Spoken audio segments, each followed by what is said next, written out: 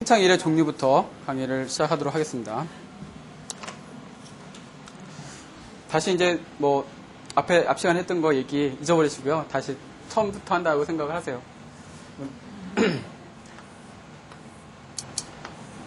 일단 연력학에서는 부피 팽창 1이다.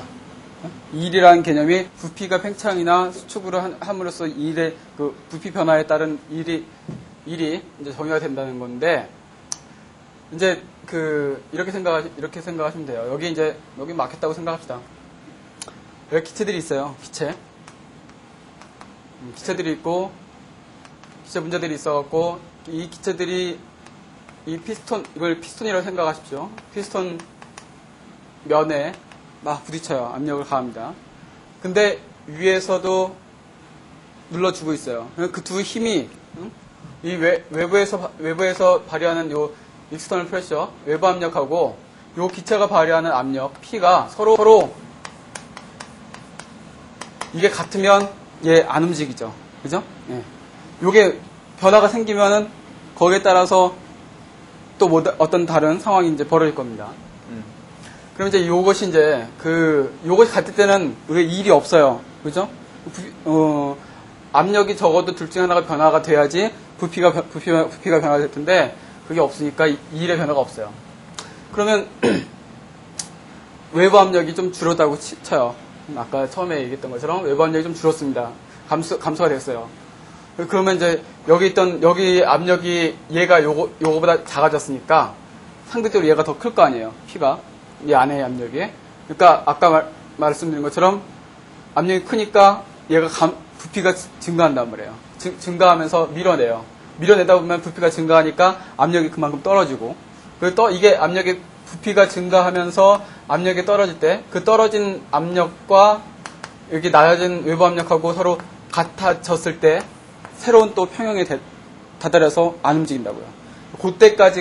그때까지 변화된, 이게 이제 올라갔을 테니까, 그 변화된 부피 부피 변화값, 델타 V, 요것을 구하고, 그 다음에 이제 정확하게는 요 외부 힘에 대응해서 P가 바뀌는 거기 때문에 외부 힘에 대해서, 외부 압력에 대해서 요 내부 압력이 바뀌잖아요. 요게 바뀌니까. 요게 압력이 낮아지니까 얘가, 다시 요거 따라서 이제 결과적으로 부피가 팽창해서 낮아지잖아요. 그죠? 그러니까 우리가 일을 한다는 거는 외부 압력에 따라서 사실 좌우가 돼요. 그래서 정확하게 표현할 때는 외부 압력으로 써야 돼요. 반드시. 외부 압력이고, 그 다음에 거기에 대해서 부피 변화. 근데 요거를 우리가 아까도 좀 전에 델타와 D의 차이를 얘기했듯이 dV로 표현을 하자는 얘기입니다. dV. 아주 미소 변화. 그럼 외부 압력, 이거 압력이고, 외부 압력하고 곱하기 dV. 요것이 뭐냐면 1인데 1의 미소 변화가 되는 거예요. 1의 미소 변화. W 이퀄 P 델타 V였잖아요. 그죠? 아까는 W 이렇게 됐었는데 미소 변화로 바뀌면 1의 변화값이 D로 dW가 되고, 그 다음에 델타가 요 dV가 되고, 이렇게 됩니다. 이렇게 그래서 표현할 수가 있어요. 그래서 외부 압력에 대응해서 하는 거니까, 아까도 W 이퀄 마이너스 P 델타 V라고 했잖아요. 그죠? 여기도 마찬가지로 dW 이퀄 마이너스 PX 델타 dV가 되는 거예요. 여기서 아까 좀 전에 얘기했던 거 다시 조금 이제 살리면, W는 무슨 함수? 경로함수죠. W하고 1하고 2열은 경로함수예요. 그러면 델타 못 쓴다고 그랬죠? 그럼 요식하고 비교를 해보세요. 변화하는 건 지금 1 변화하죠. 그죠? 부피 변화하는 거죠. 그죠? 부피 변화에 따라서 1이 변하는 거잖아요. 이 W라는 건 사실은 이 W라고 딱 값은 되지만 그것은 변화 값이거든요. 근데 이제 그것은 이제 경로에 따라 다르기 때문에 델타라는 말을 못 쓰는 거고, 그냥 이것이 변화의 의미가 함축되어 있는 거예요, 이미. 델타, 여기 V는 상태함수거든요. PV, T, 다 상태함수예요. 그러니까 요 상태함수니까 얘는 변화값의 델타를 쓸 수가 있어요.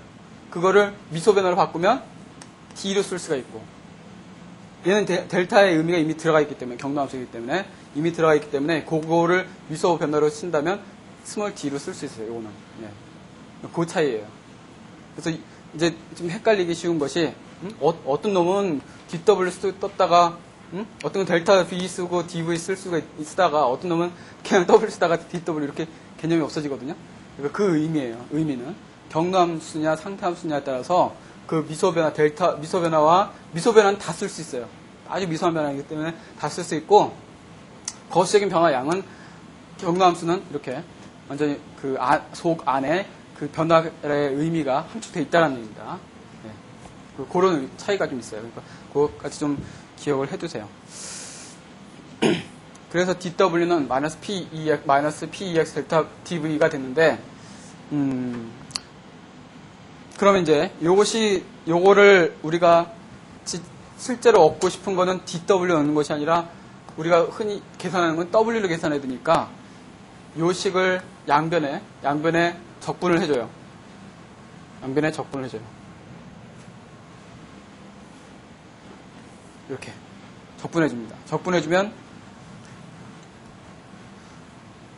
이거는 W는 적분 요 의미가 요 차이거든요. DW는 그냥 W가 돼버려요. W 되고 그 다음에 부피만 바뀌거든요. 부피는 요 DV가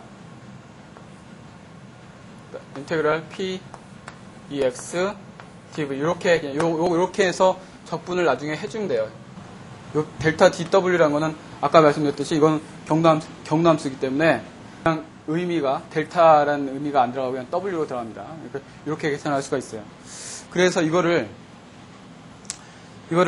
요게 이제 기본식이에요. 그래서 이게 딱 기본식입니다. W는 그러니까 아까 맨 처음에 W 있고 마이너스 P 델타 V라는 거는 일반화학적인 개념이고 그보다 조금 높은 고급 개념이 이게 더 확실한 정의예요. 요것이 W는 마이너스 인테그랄 P EX TV 이렇게 이렇습니다. 근데 여기에다가 이제 우리가 몇 가지 조건을 다 바꿔줘요. 첫 번째 조건 뭐냐면 외부 압력이 0이에요.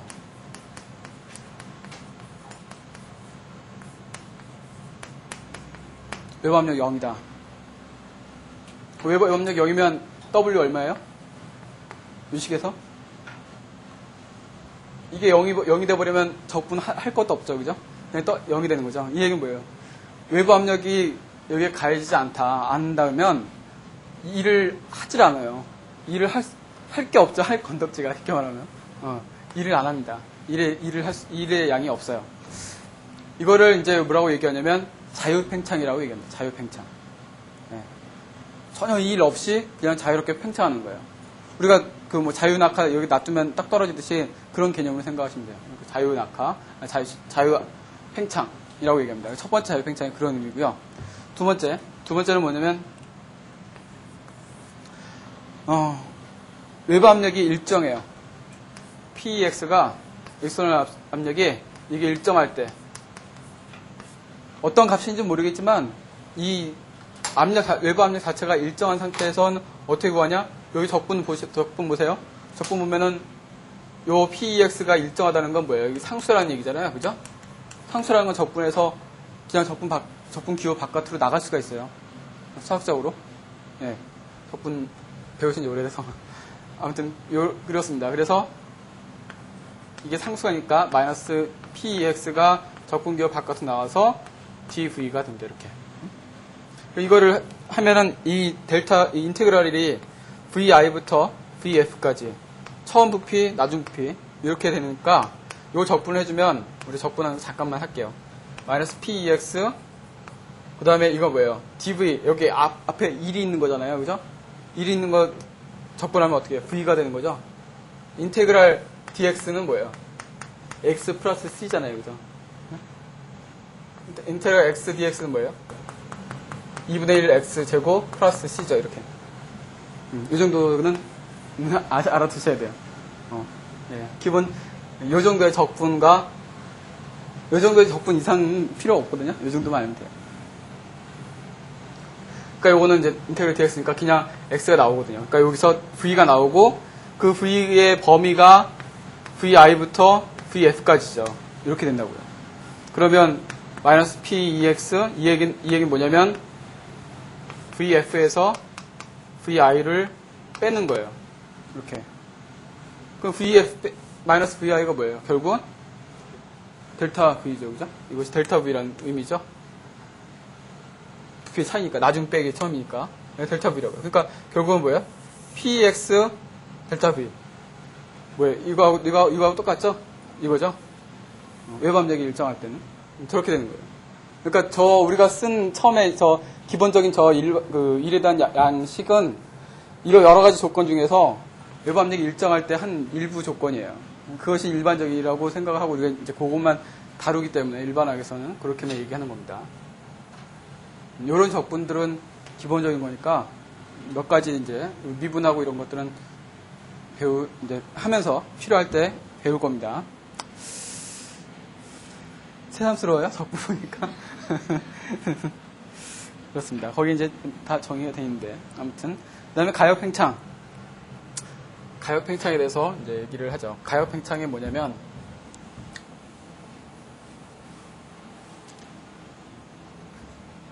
가역이라는 의미를 먼저, 영어로는 reversible이라고 얘기하는데, 여기 가능하다는 얘기죠. 쉽게 말하면 여기 가능합니다. 아래 이렇게 가역의 의미라는 건 그러는데, 그러면 이제 가역 변화다 그러면 가역 변화다. 그러면 어떤 의미가 있는지 여기서 이제 얘기를 할게요. 지금 좀 아까 얘기한 것처럼 이제 요 PEX가 외부 압력이 아주 조금 변하는 거예요. 미소 변화. 아주 조금 변해요. DPX. 아주 미소 변화 일어납니다. 그러면 얘가 지금 변화가 일어났으니까 변화가 일어났어요. 그러면 발생되는 상황이 어떻게 돼요? 얘가 줄었으니까 이게 줄었다고 쳐요. 외부 압력이 아주 조금 줄었어요. 그러면 어떻게 돼요?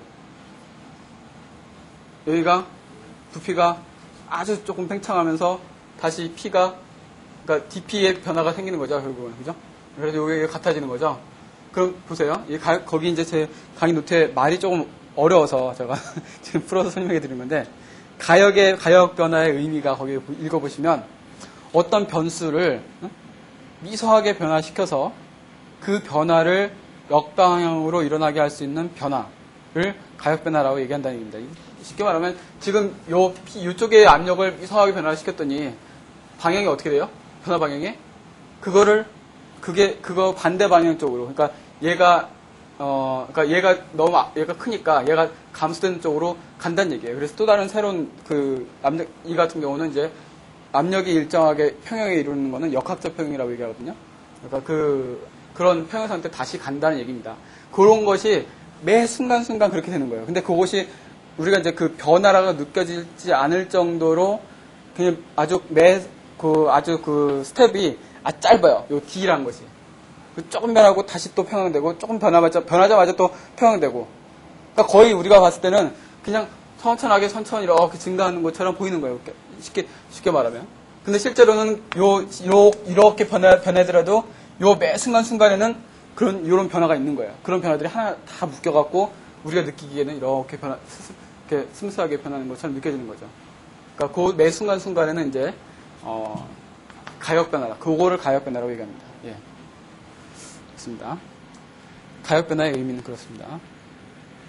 그래서 이제 기체를 가역적으로 팽창을 시킨다. 그러면 가역적으로 팽창을 시킨다는 건 지금 얘기한 거 똑같죠. 가역적으로 팽창을 시킨다는 건 외부 압력이 조금 변하는가 아니면 내부 압력이 조금 증가시킨다든가 이렇게 되면은 거기에 따라서 가역 변화니까 또 다른 금방 또 평형 상태에 된다는 얘기예요. 예, 금방 또 그것이 매 순간 이어지고 그러면 어디 갔어요? DW가 여기 DW가 앞에 저 위에 식에서 DW가 마이너스 PEX DV라고 그랬는데 그러면 매 순간 가역 변화는 매 순간 PEX하고 P하고 사실은 변화라기보다 매 순간 PEX하고 P하고 같은 거예요. 매 순간. 변화 조금만 변화돼도 또다시 외부 압력하고 내부 압력 같은 상태가 되고, 그런 평형 상태가 계속 유지가 되는 거죠. 그러니까 결국은 가역 변화라는 의미는 뭐냐면 이 외부 압력을 내부 압력으로 대체할 수 있다는 얘기예요. 쉽게 말하면. 그러니까 마이너스 PdV라고 얘기하는 겁니다. 그러니까 우리 통상 아까 이제 지웠는데 일반적인 1 W 이퀄 마이너스 P 델타 V 이거는 P라는 것이 이렇게 P라고 쓴 거는 가역 변화라는 의미가 들어가 있는 거예요. 이미 요거는 그러니까 좀 좁은 범위죠. 쉽게 말하면. 그래서 이렇게 쓸 수 있고요. 이거를 dW가 그렇게 되니까 이걸 적분을 하면 W는 마이너스 인테그랄 P D 이렇게 해서 계산을 하시면 됩니다. 네. PdV. 물론 이제 외부 압력을 써도 되고 내부 압력을 써도 상관없어요. 여기서는. 네. 노트에서는 이제 외부 압력으로 표현하는데 이렇게 쓰셔도 상관없습니다. 이거 똑같은 얘기니까. 네. 이렇게 해서 계산을 이렇게 한다. 이거 실제로 이 경우는 적분을 해야 돼요. 네. 적분을 상황에 따라서 해야 됩니다. 그것이 이제 가역 변화고요. 그 다음에 이제 예.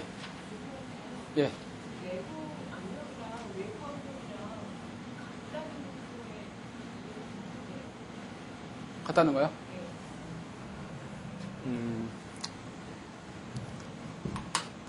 내부 압력하고 외부 압력이 같다. 얘가 눌러요. 그럼 이렇게 밑에서 누를 거 아니에요. 얘가 가만히 있으면은 내가 위에서 누르는 힘하고 밑에서 누르는 힘하고 똑같은 거 아니에요. 밑에가 힘이 세면 어떻게 돼요? 올라가죠. 위에가 힘이 세면 내려가죠. 이게 똑같을 때 멈춰 있잖아요. 이게 평형이에요. 이게 외부 평형. 그렇게 얘기해야 되고 원래 반대로 얘기하는 거죠. 외부 압력하고 내부 압력이 같은 상태가 평형이에요. 네, 역학적 평형. 역은 이제 압력에 의한 평형, 압력이 서로 같아서 움직임이 없는 것처럼 보이는 그런 평형을 역학적 평형이라고 얘기하고요.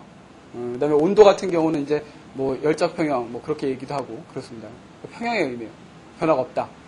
서로 얘 누르는 힘하고 이렇게 올리는 힘하고 똑같은 거예요. 이게.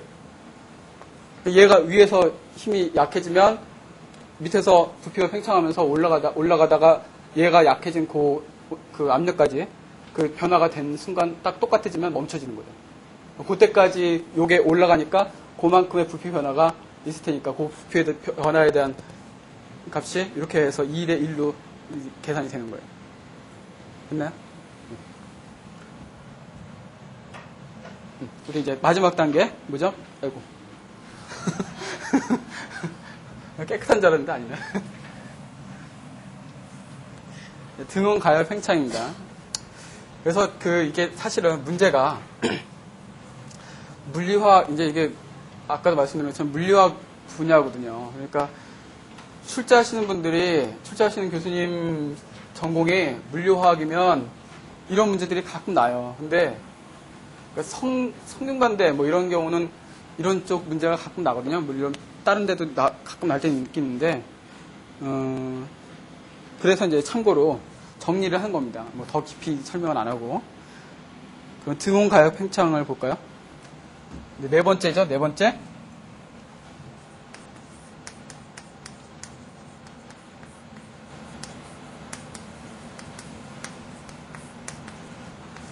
가역 팽창은 똑같아요. 앞에 하고. 가역 팽창인데 이번에는 온도가 같다는 거예요. 그러면 좀 전에 가역 팽창의 결과가 뭡니까? W 이퀄 마이너스 인테그랄 P EX나 P나 상관없습니다. DV 이렇게 결론이 났는데 PEX하고 P하고 똑같다 그랬으니까 우리는 P라고 썼었죠. 이렇게 쓰면 등온이에요. 등온. 온도가 같다는 거는 온도가 같을 때 요 P를 어떻게 쓸 수 있냐면 P를 우리가 저걸로 바꿔요. PV 이퀄 NRT죠. 이게 다 기체에 대한 얘기니까 P를 압력을 V분의 nRT로 이렇게 바꿔줍니다. 그래서 요거를 이렇게 대입을 해줘요. 그러니까 이 얘기는 뭐냐면 현재 이렇게 피스톤이 있는데 여기 P 있고 여기 안에가 기체라고 했잖아요. 아까 기체. 이 기체를 이상기체, 이건 우리가 일반하게 다루는 기체 모두 다 이상기체니까 여기 있는 기체들은 전부 다 이렇게 표현할 수가 있잖아요. 그죠? 내부 압력이니까 이거 이제 안에 있는 압력. 그러니까 V분의 nRT 해서 대입을 해주면 마이너스 인테그랄 V분의 nRT dV 이렇게 쓰고 그러면 보세요. n 상수죠. 물수니까 그냥 수 값이에요. r도 상수고 t가 지금 뭐예요? 온도가 같다 그랬죠? 온도 변화가 없는 거예요. 그럼 온도도 이거 t도 상수라고요. 상수면 다 요 세 덩어리가 다 적분기호 바깥으로 나가버려요. 그러면 마이너스 nRT 인테그랄 V분의 1 dV 이렇게 되죠. 그럼 이제 V분의 1 dV 이거 적분을 잘해야죠. 그죠? 이거 어떻게 돼요? 인테그랄 X분의 1 dx는 ln x 플러스 c 이렇게 됩니다. ln x 플러스 c 이렇게 되면 그럼 보세요.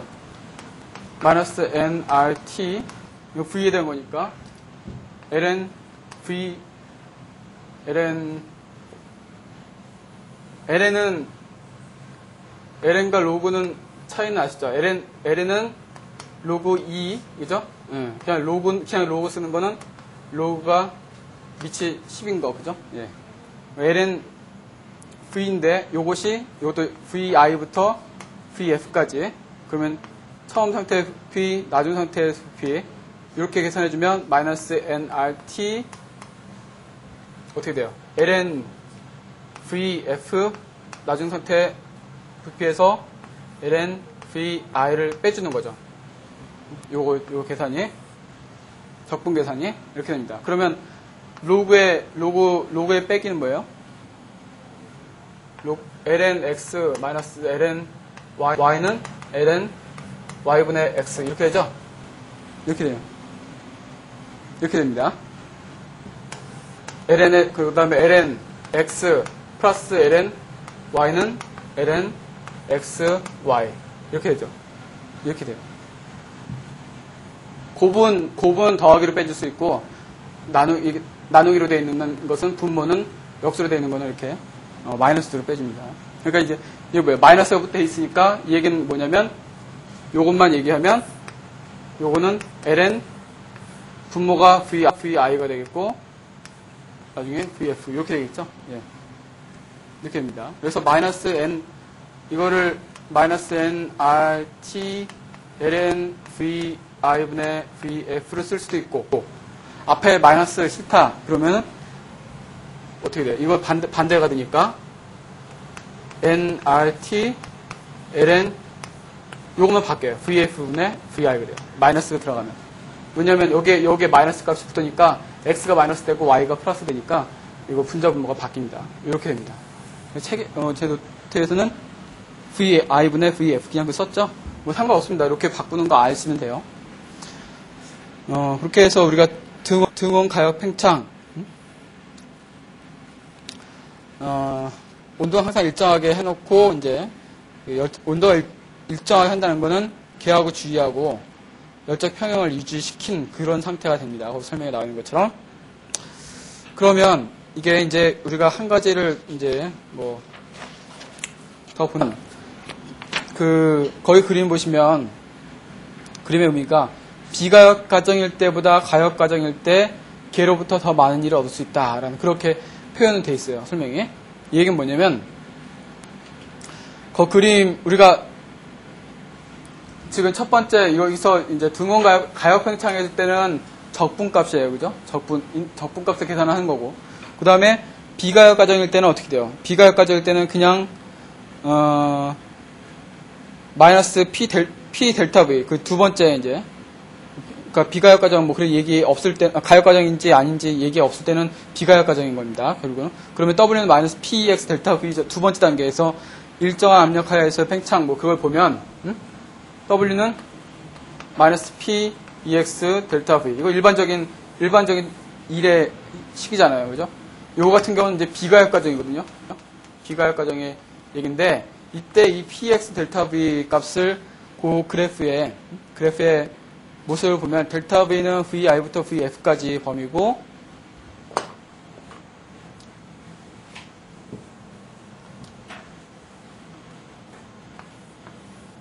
여기 이제, 여기가 압력이 P고요. 여기가 V면 VI부터 VF까지, 변화가 있어요. 근데 외부 압력 PEX로 일정합니다. 그러면 이제 VI부터 PEX까지, 여기서부터 여기까지가 이게 뭐예요? PEX, 그죠? 높이 곱하기 요죠? 그럼 면적이죠? 요 면적. 그죠? 이건 PEX 델타 V는 요 면적입니다. 요것이 PEX 델타 V예요. 면적. 이게 1의 양이에요. 1의 양. 이거 수식적으로 이렇게 그래프를 따진다 보면 이렇게 된다는 얘기입니다. 근데 이제 그 가역 과정일 때는 어떻게 되냐면, 가역 과정일 때, 거기 나와 있는 것처럼 가역 과정일 때는 적분은 이렇게 곡선이거든요. 적분은 곡선이에요. 곡선의 밑에 면적이에요. 쉽게 말하면. 여기서부터 여기까지 빨간색으로 표현하면, 여기서부터 여기까지의 면적. 요 면적이 nRT, ln, VI분의 VF. 이게 되는 거예요. 요것이. 그러니까, 원래 이렇게 생각하셔도 돼요. PV 이퀄 nRT라고 우리가 보고 났잖아요. 그죠? 그러니까, 요 PV 곡선이죠. 사실은 PV 곡선. 요것이 요 밑에 양, 요만큼의 양이 사실은 가역 과정일 때는 더 많다. 일을 더 많이 한다는 얘기예요. 뭐, 그렇게 깊이 아실 필요는 없는데, 하여튼, 뭐 의미적으로는 그렇다. 그래서 가역 환창일 때 더 일을 많이 한다. 그거 이제 그래프적으로 보면은 그렇다는 걸 알 수가 있으니까요. 그러면요. 그렇게 해서 팽창 1의 종류, 몇 가지 종류가 있고, 각각 어떻게 계산하는지 연습을 좀 해보세요. 그리고 그 조건의 의미에 대해서도 기억을 좀 하시고요. 반응열에 대해서 봅시다. 반응열. 반응열은 뭐 화학 반응 일어날 때 들어오고 나가고 하는 그런 열량을 반응열이라고 얘기를 하는데, 그건 뭐 Q로 표현하고요. Q로. 여태까지 일에 대해서 얘기했잖아요. 이제 팽창일. 이제 열에 대해서, 다른 한 가지 에너지 중에서 다른 한 가지 열에 대해서 얘기하는 겁니다. 열에 대한 거는 일반적으로 반응열에 대해서 주로 얘기하니까, 거기 뭐 고급정이 뭐 얘기가 나오는데, 아마 이 교재 보시면은 이 고급정에 대한 내용이 있을 거예요.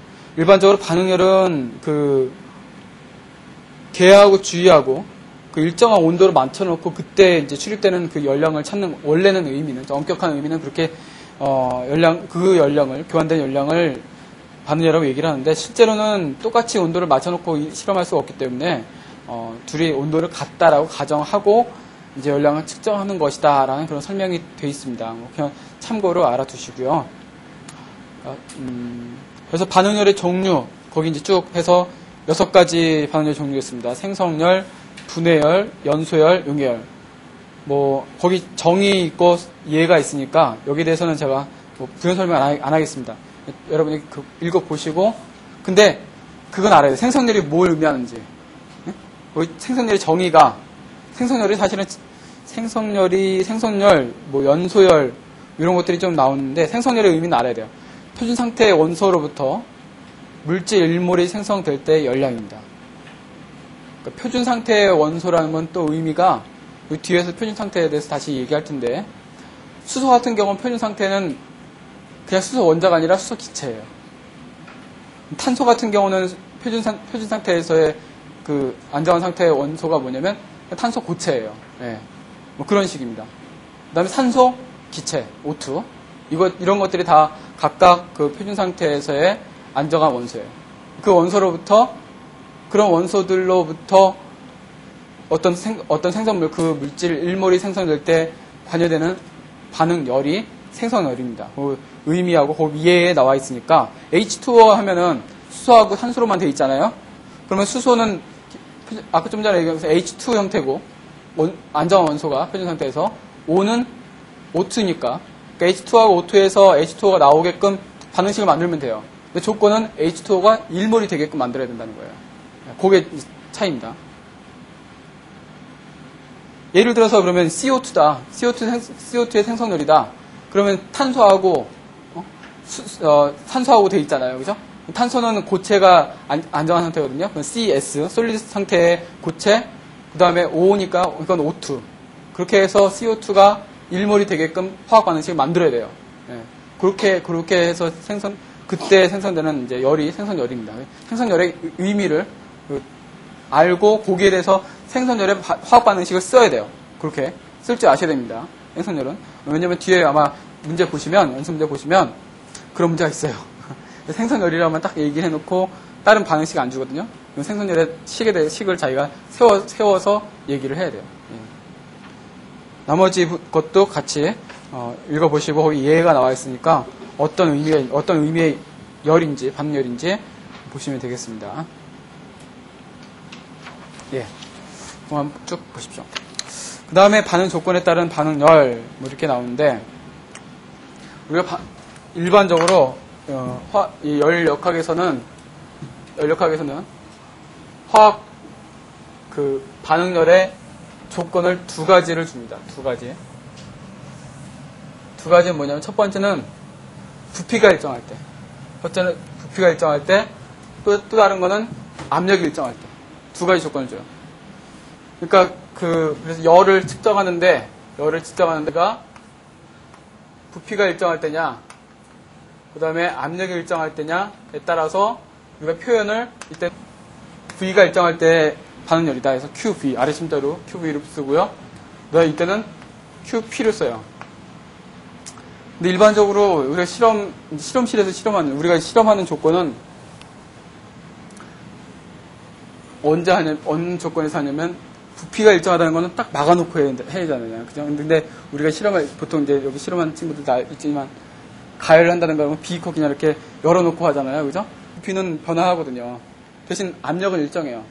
대기압으로. 우리가 대기압 상황에서 반응을 하니까 압력이 일정한 상태에서 반응을 해. 이것이 일반적인 조건이에요. 실제적인 조건. 근데 그렇습니다. 그렇다는 거 알아두시고. 그러니까 부피가 일정하다는 건 좀 특수한 조건입니다. 이 두 가지 조건이 있다. 그래서 이렇게 표현을 하고, 그럼 일정한 부피라는 거는 우리가 내부 에너지 변화가 Q 플러스 W고요. 그죠? W고, 요 W라는 게 뭐예요? P 델타 V잖아요. 그죠? 근데 부피가 일정하다는 거는 결국 요게 0이라는 얘기죠. 그러면 요것이 결국은 요거하고 같다는 얘기죠. 델타 U하고. 그러니까 QV는 얘 뭐가 같냐면 델타 U하고 같아요. 델타 U와 QV. 보세요. 여기 또 얘는 델타 붙었죠? 얘는 델타 없죠? 그러니까 이 값의 변화라는 것이 얘는 함축이 되어 있는 겁니다. Q 안에. 델타 U. 얘는 이제 우린 요 뒤에서 배우겠지만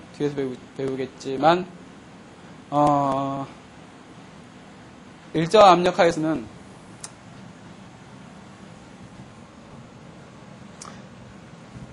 요거는 이제 결론적으로 얘기하면 뭐하고 같냐면 델타 H라는 놈하고 같아요. 엔탈피. 바로 다음 절에서 7절에서 이제 배웁니다. 엔탈피라는 거하고 같아요. 요걸 이제 보면은 이제 이 얘기예요. Q 플러스 P 델타 V, 이거 정확히는 이제 마이너스 델타 V라고 써야겠죠? 마이너스 P 델타 V, 이때 조건이 QP 이렇게 돼요. 요것이 그러니까 델타 U라는 것은 요식을 이렇게 현재 조건, P가 일정하다는 조건 하에 이렇게 쓸 수가 있잖아요. 그죠? W 이렇게 마이너스 P 델타 V니까 P가 일정하니까 이렇게 쓸 수 있어요. 근데 정확하게 더 쓴다. 거기까지만 얘기합시다. 이렇게 쓸 수 있거든요.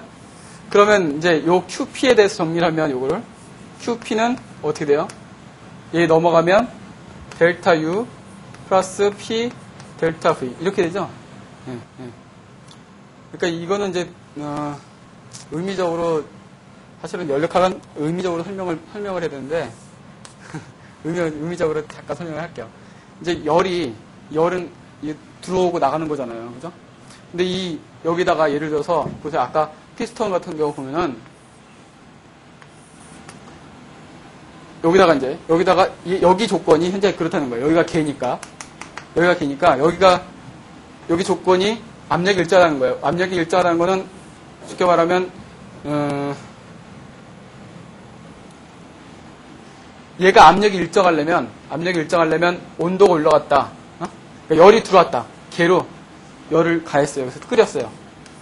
가열을 해갖고, 여기 기체 분자 운동이 활발해지게끔 해줘요. 그러면 압력이 증가할 거 아니에요. 근데 압력이 증가하면 안 된다고 했죠. P가 일정하다고 했으니까. 그럼 P가 일정하려면, 온도가 올라갈 때 P가 일정하려면, 어떻게 해야 돼요? 부피가 증가해야 되겠죠? 부피가 증가한단 말이에요. 그러면 부피가 증가한다는 건 무슨 얘기예요? 일을 하는 거죠. 걔가 일을 하는 거예요. 그럼 일을 한다는 건 걔가 에너지를 버리는 거죠. 잃어버리는 거죠. 그러니까 이런 경우 부피가 일정할 때는 어디 갔죠? 부피가 일정할 때는 부피가 일정하게 해놓고 쉽게 말하면 부피가 일정하다는 거는 이거 고정시키는 거예요. 고정시켜놓고 여기서 열을 가하면 여기 이제 열이 들어갈 거 아니에요, 그죠? 여기 이때는 부피가 일정할 때 놓고 여기 딱 고정. 그러면 열을 가하면 이 열이 그대로 이 안에 그대로 다 담아져 있죠. 그러니까 쉽게 말하면 K 내부 에너지가 그만큼 증가할 거 아니에요. 그 얘기는 뭐예요? 어디 갔어? 여기. 그 얘기는 델타 U가 Q, V 이렇게 된다는 거죠. 이건 0이 되니까 이건 없어지고. 그러니까 압력이 일정할 때 조건에서 반응열은 그 개의 내부 에너지 증가 분하고 같다는 얘기예요. 의미적으로는. 부피 팽창이 안 되니까. 부피를 고정시켰으니까. 부피를 일정하게 놓고. 근데 요 조건. 부피 변화해요. 부피 변화하고 단지 압력이 일정하게끔 하는 거예요. 그러니까 압력이 여기 요 P가 하게끔 조정을 하려니까 외부에서, 여기서 이제 가열해서 열을 줬다. 그러면 이 열 주면은 온도가 올라가면은 여기 압력이 일정하게끔 만들려면 부피가 팽창될 수밖에 없단 말이에요. 그죠? 이것이 일이 되고 이것은 곧 에너지 손실이 되는 거죠. K 입장에서는. 그죠? 그러니까 이 얘기는 얘가 압력이 일정할 때 반응열은 그 반응열이 들어가서 이 안에 에너지 증가분에만 그 증가분에 다 소모된, 그 증가분하고 똑같게 되는 건 아니고 일을 해서 소모된다는 얘기예요. 그러니까 여기서의 요 일은 내부 증가뿐만 아니라 P 델타 V 일의 일로 인해서 소모된 분까지 다 합친 것이 요 반응열이라는 얘기입니다. 그게 약간 제가 조금 어려운 얘기를 하는 거예요, 사실은. 일반하게 스쳐 넘어가는 어려운 얘기니까. 근데 이해를 하면 더 좋죠. 이 차이예요. QV, 그러니까 압력이 일단 QV와 QP의 차이. 그래서 QV 같은 경우는 곧 그대로 그냥 내부 에너지만 증가하잖아요. 받은 그대로 그냥 내부 에너지 증가로 들어가는데 QP는 안 그렇단 말이에요. 그래서 새로 이제 도입되는 것이 요 QP에 대한 거, 요 두 가지 텀을 다 합쳐서 한꺼번에 얘기할 수 있는 뭔가 새로 나온 것이 이거예요. 엔탈피. 그래서 엔탈피예요. 이 QP가. 이것까지 설명을 해야 되니까. 그래서 조건이 델타 H는 그러니까 엔탈피는 압력이 일정할 때의 반응열이에요. 쉽게 말하면. 압력이 일정할 때의 반응열이 엔탈피예요. 부피가 일정할 때의 반응열은 내부 에너지고. 요거 그대로입니다. 요거. 지금 이거. QV가 델타 U, QP가 델타 U. 그러니까 반응 조건이 그렇다는 거예요. 그러니까 우리가 실제로 실험해갖고 반응열 측정하잖아요. 그럼 뭘 구하겠어요? 그 반응열은 뭐겠어요? 둘 중에. 실험실에서 하면. 압력 일정할 따로 있죠? 그러니까 엔탈피라고요. 이거 일반적으로 쓰는 건 엔탈피예요. 내부 에너지 안 써요. 내부 에너지는 우리가 연력학 개념 이렇게 나오는 과정에서 그게 이제 필요한 것이고, 실제로 우리가 다루는 모든 연력학적 실제 실험 데이터들은 다 엔탈피로 돼 있어요. 여러분 일반학책 뒤에 딱 보면은 델타 H만 실제로 쫙 나와 있다고요. 그런 의미입니다. 압력이 일정할 때 반응열. 이건 확실하게 구분해서 기억을 해 두셔야 돼요. 요거까지 지금 설명해 드린 것까지 알아두시면 더 좋고요. 맥락을 이렇게 짚어갈 수 있으니까, 그거는 더 좋은데, 이거 이해돼서 이쪽 거? 이쪽 건 이해되죠? 그죠? 예. 열 주면 그대로 부피 열정과 딱 맞겠으니까 어쩔 수 없이 팽창하면은 내부적으로 그 일을 하는 게 없으니까 그대로 그냥 이렇게 내부 에너지 변화 값이 되는 거고, 얘는 이게 이렇게 올라갈 수 있으니까 여기에 해당되는 부피 변화로 인해서 일을 소모한단 말이에요. 여기에서 받은 얼마는 내부 에너지 변화에 쓰이고 증가에 쓰이고, 얼마는 P 델타 V E라는 데다가 에너지를 쓴다고요. QP 열을 받으면. 그 차이입니다. 그래서 요것은 요 얘기하고 다르기 때문에 거기에 해당되는 열 엔탈피가 이제 도입이 된 겁니다. 네, 엔탈피로 그만 넘어가겠습니다. 엔탈피로.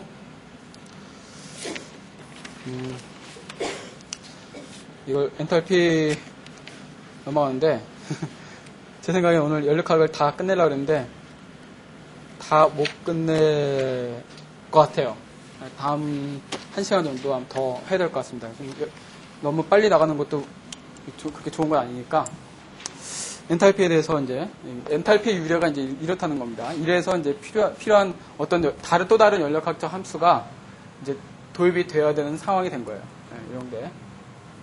요 같이 QV는 델타 U고 QP는 델타 H다. 요거 같이 기억해 주시고, 우리가 압력이 일정할 때 조건에서 실제로 실험을 하니까 델타 H 엔탈피 변화값이 실제로 쓰이는 것이다 라는 것까지 기억을 하시면 되겠어요.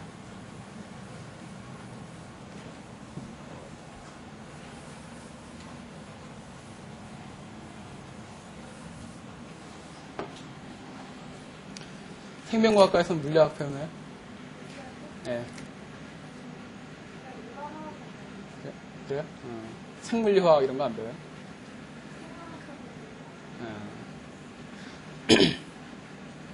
네, 그럼 엔탈피 얘기하겠습니다. 엔탈피 이제 정의가 있습니다. 엔탈피 정의. H는 좀 아까 얘기한 거 비슷해요.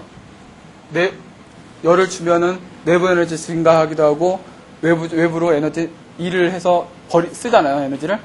그죠? 내부 에너지하고 PV1 두 가지 합이 엔탈피다라는 그런 개념입니다. 이건 정의식이니까 이거 그냥 외우셔야 돼요. 그러니까 그냥 외우라 일반적으로 글쎄요. 뭐 물리학을 전공하지 않은 다른 교수님이 강의를 하면 그냥 외우라고 하고 끝인데, 저는 스토리를 얘기해드렸잖아요. 그죠?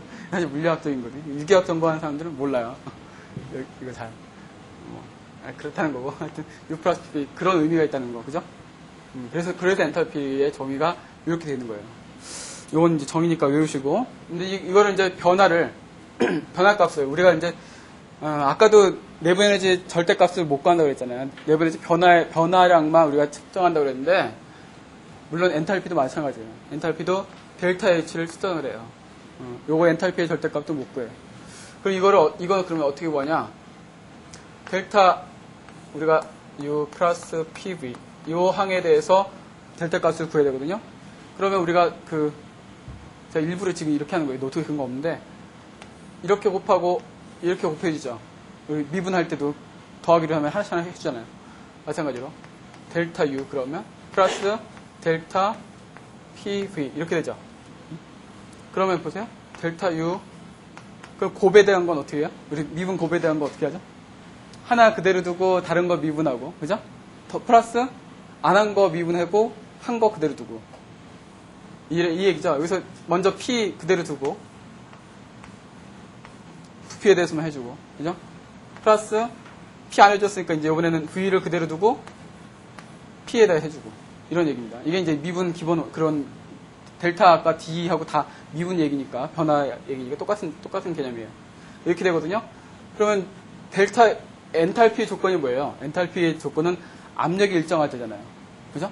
압력이 일정하다는 건 뭡니까? 델타 P가 변화가 없다는 거죠. 그럼 뭐가 0이에요? 얘가 없어지죠? 그죠? 네, 델타 P가 0이니까. 그래서 델타 H는 이게 되는 거예요, 이게.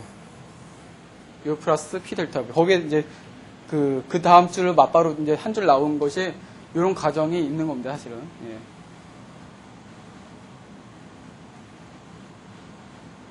그래서 요렇게 기억을 해 두십시오.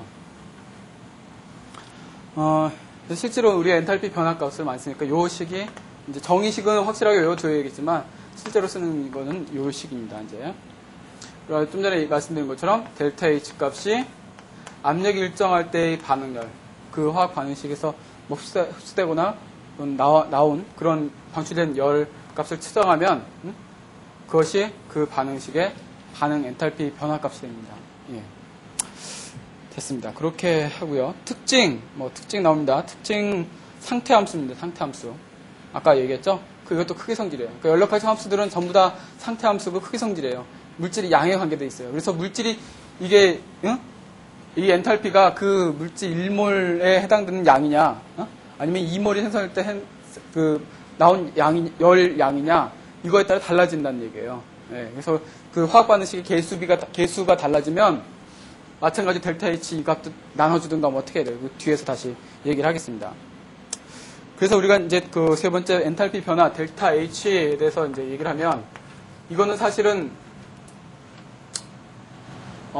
엔탈피 변화니까 의미적으로는 이래요. 의미적으로는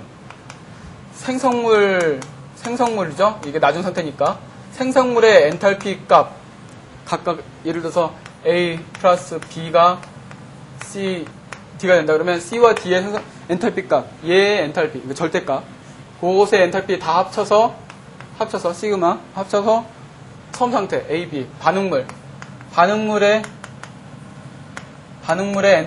엔탈피 값 다 합친 것을 빼준 것이 사실은 엔탈피 변화거든요. 요 반응에 델타 H라는 것이. 그죠? 의미적으로는 그렇단 말이에요. 요거에 엔탈피 합 다 해서 요 엔탈피 다 빼준 거. 그것이 이제 요 델타 H인데, 아까 말씀드린 것처럼 절대값을 못 가거든요. 예. 그래서 이런 의미지만 우리가 이거 반응을 해서 요것만 생각을 한다는 얘기예요. 예, 요것만. 실제로는 델타 H 값을 주로 쓴다. 그 다음에 거기 밑에 다음 페이지 보시면 이제 발열 반응, 흡열 반응. 델타 H가 0보다 작고 크고에 따라서, 그러니까 델타 H가 0보다 크다, 델타 H가 0보다 작다. 이거 저는 좀 머리가 좀 나빠서 순간순간 머리가 빨리빨리 안 돌아요. 그래서 이거 하려면 꼭 이렇게 이거 생각해야 돼. 이게 델타 H가 낮은 것 빼기 처음이잖아요. 그러니까 나중에 에너지가 더 높다라는 얘기죠. 그 나중에 에너지가 더 높다라는 거는 그만큼 에너지 흡수해야 된다는 거죠. 그죠? 그럼 흡열 반응이죠. 열을 흡수해야 되니까. 그죠? 이건 이제 반대겠죠. 발열 반응. 예전에 이렇게 외웠어요. 일일이 생각해갖고 했는데 그렇게 할 필요 없죠. 왜냐하면 델타 H가 뭐예요? Q잖아요. Q. 단지 압력이 일정할 때 반응열이 0보다 크다는 건 뭐예요? 개 입장으로 개로 열이 들어온 거잖아요. 플러스니까. 그렇죠? 네, 플러스니까 흡열 반응이에요. 그렇죠? 열이 들어왔으니까. 얘는 나갔죠. Q가 0보다 작아요. 마이너스예요. 음수. 그러니까 열을 잃어버린 거예요. 에너지 손실했어요. 그러니까 열을 잃어버렸으니까 열을 내놓는다는 의미죠. 바깥 주위로. 그러니까 발열 반응이죠. 그렇게 생각하시면 됩니다. 의미적으로는. 그러면 이제 흡열이면 개의 온도가 어떻게 되겠어요? 온도가 열을 흡수하니까 그만큼 온도는 떨어지겠죠. 반응이 일어나면. 그렇죠? 반응이 일어날수록 여기서부터 A, B가 반응해서 C, D가 되는데 얘가 이렇게 되려면 여기 이 개의 에너지를 흡수해야 되니까, 바깥에 있는 에너지를 흡수해야 되니까 그만큼 여기에 있는 온도가 떨어지는 거예요. 얘도 온도가 떨어져요. 온도는. 발열은 열을 내놓으니까 당연히 온도가 올라가겠죠. 저기 온도계가 꼭꼭 측정하면 그 온도가 올라갑니다. 흡열도 체크하면 그렇게 되고요. 그래서 요거 흡열과 발열 반응, 열을 내놓느냐, 열을 흡수하느냐에 따라서 그 개의 온도 변화는 조금 의미가 다르죠, 그죠? 그거 같이 기억을 해두셔야 됩니다. 근데 이제 이거는 그 개가 그러니까 에너지가 딴 데로 바깥으로 나가지 않는 고립계의 경우, 거기 이제 노트에 나오는 것처럼 고립계의 경우 이제 그렇게 된다는 얘기입니다.